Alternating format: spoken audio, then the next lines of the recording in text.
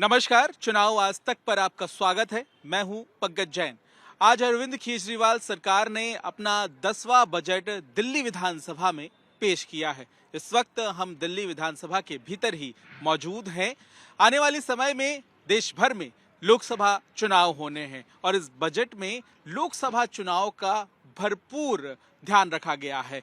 यही नहीं, अहम बात यह भी है कि ये दिल्ली की आम आदमी पार्टी सरकार का आगामी विधानसभा चुनाव से पहले अंतिम बजट है। यानी कि अगले साल फरवरी के महीने में चुनाव होंगे, रिजल्ट आएगा, सरकार बनेगी और उसके बाद ही 11वां बजट जिसकी भी सरकार बनेगी वो पेश कर पाएंगे। तो जाहिर है यहाँ पर निशाना न सिर्फ लोकसभा चुनाव है बल्कि आगामी विधानसभा चुनाव का भी यहाँ भरपूर ध्यान आम आदमी पार्टी सरकार की तरफ से रखा गया है। एक स्कीम जिसे लेकर चर्चा है वो योजना है महिलाओं के लिए 1000 रुपये प्रति महीना देने की घोषणा।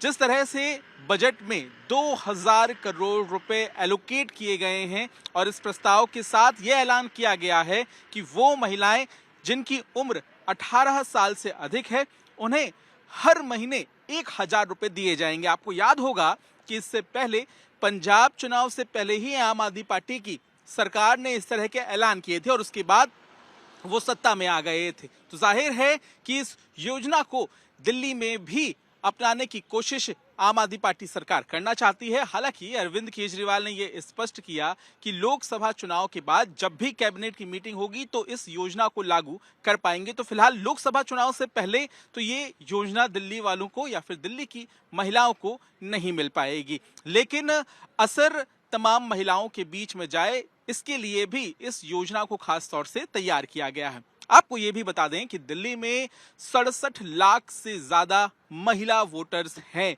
और इन वोटर्स में से किन लोगों को इसका लाभ मिलेगा इसके बारे में भी स्पष्ट कर दिया गया है। यानी कि आपका दिल्ली की महिला वोटर होना बेहद जरूरी है। आपको कोई पेंशन ना मिल रही हो, आप किसी सरकारी योजना का फायदा ना उठा रहे हो, आप इनकम टैक्स ना दे रहे हो, तभी इस योजना में आप शामिल हो पाएंगे। यानी कि आपको एक लिखित फॉर्म भरना होगा और सरकार को ये फॉर्म भरकर देना होगा। इसके बाद इस योजना का लाभ महिलाओं को मिलेगा, सीधे बैंक अकाउंट में ये 1000 रुपए की राशि पहुंचाई जाएगी। लेकिन सवाल ये भी है कि क्या इस ऐलान की वजह से महिलाओं का वोट बैंक शिफ्ट हो पाएगा आम आदमी पार्टी सरकार की तरफ? जी, सवाल जब पूछा गया अरविंद केजरीवाल से तो उन्होंने इस बात को माना कि बिल्कुल उन्हें उम्मीद है कि वोट बैंक शिफ्ट होगा। तो जाहिर है कि जिस तरह से महिलाओं के लिए दिल्ली में बसों की यात्रा आम आदमी पार्टी सरकार ने साल 2020 से पहले मुफ्त की थी और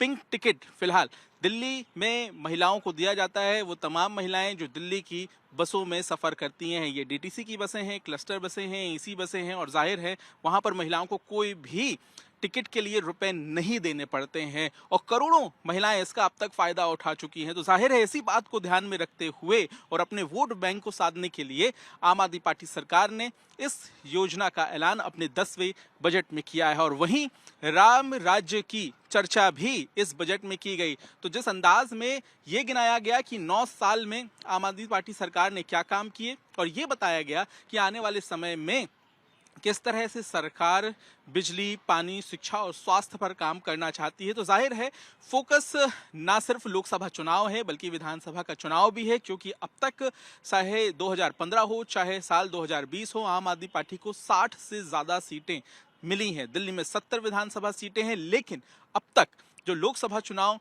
2014 और 2019 में हुए हैं उस दौरान 7 लोकसभा सीटों पर आम आदमी पार्टी जीत दर्ज नहीं करा पाई और यही वजह है कि अब एक बड़े पैमाने पर जो वोट बैंक है, सबसे बड़ा वोट बैंक है, उसको साधने की कोशिश आम आदमी पार्टी सरकार कर रही है।